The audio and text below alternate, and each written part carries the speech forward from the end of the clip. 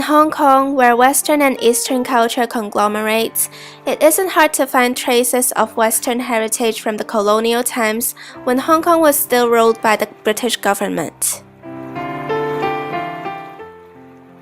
Transportation has often played a crucial role in people's lives throughout history. And in Hong Kong, we can still use a lot of transportations that reminds us of the West. As not much has been changed after the handover, and a lot of them are still widely used nowadays. And in this video, I would like to introduce 3 places, which are the historical site of Queen's Pier, the tram in Hong Kong Island,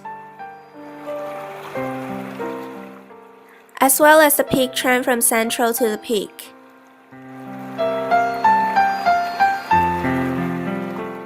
In this video, I would like to cover their history, their original functions, as well as their current state in Hong Kong. Moreover, I would like to analyze how they are relevant and important to enhance Hong Kongers' identity as well as their sense of belonging. As we can see from this clip, this is the Queen's Pier, which was demolished back in 2007. And nowadays, if people were to travel from Cheuk to Hong Kong Island, they can only use the piers that are newly built. And as the Queen's Pier is already demolished, we can only see it through historical clips. Back in 1925, the pier was named after Queen Victoria. It was a public pier in front of City Hall in Central.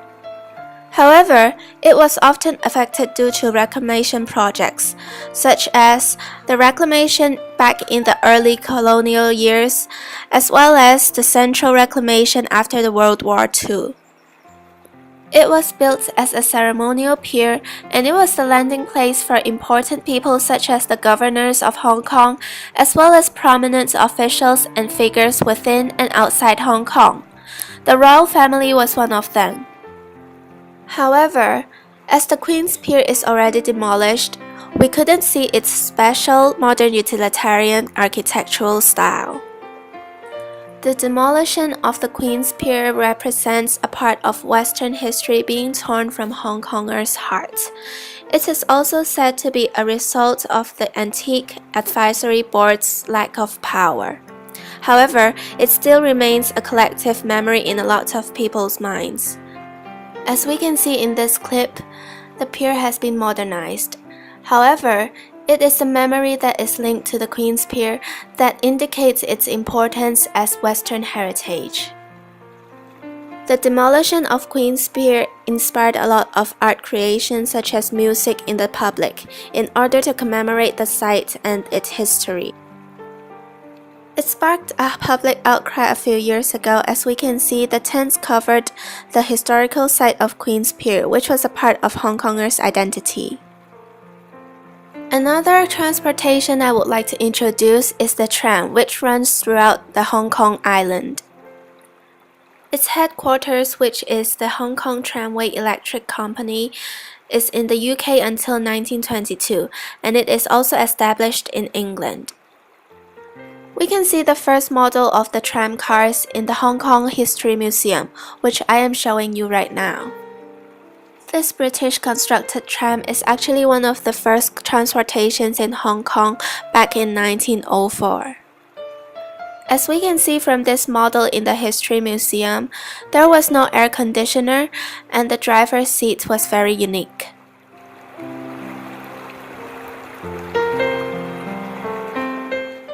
Trams seem to be symbolically attached to the memories of the British colonial government, as they started running back in those times.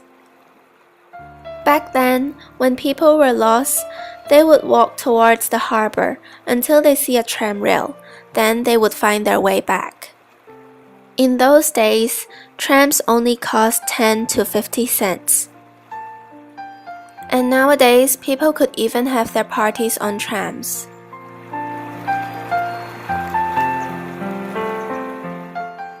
As we could see from this very long line, it is proved that a lot of people would still choose this transportation in these years. Although facilities have been renewed throughout the years, trams still do not have air conditioners like buses or trains. And yet people would still take trams due to their convenience. On the other hand, elderlies would love trams because of their nostalgic features. And very different from the model we saw from the History Museum, the driver's seat is very modern right now.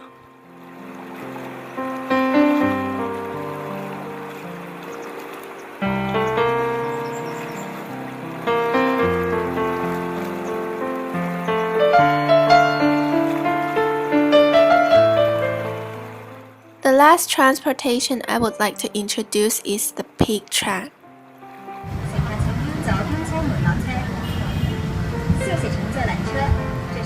It ran from Central District to Victoria Peak from 1888. Before that, people could only reach the peak by sedan chairs, which is a very old Chinese vehicle. But then an enterpriser Alexander Findlay Smith constructed the peak tram so that more visitors could visit the peak. It soon became an icon of Hong Kong as the peak tram appeared in a 1950s movie called Soldier of Fortune, with Hollywood star Clark Gable in it. It was a very big achievement by the colonial government as it attracted tourists, artists, and photographers at that time. Similar to the original purpose, the peak tram now remains a tourist attraction, as many tourists would come to Hong Kong to see the peak tram.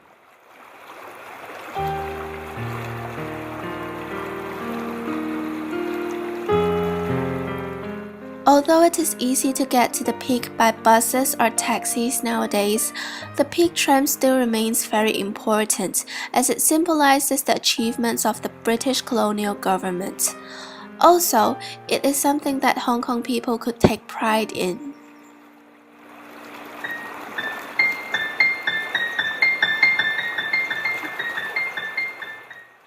Gone were the days when Hong Kong was ruled by the British government, as well as the days when Hong Kong was overwhelmed by British cultures and Western heritage. But because of transportation being a crucial part in people's daily lives, we could still reminiscent those days by taking the tram or the peak tram or remembering the Queen's Pier. It is the memories that was linked to these things that matter. It is inevitable for a city like Hong Kong to change and develop, but with these transportations that remind us of Western history and heritage, Hong Kong will always remain a city of diversity.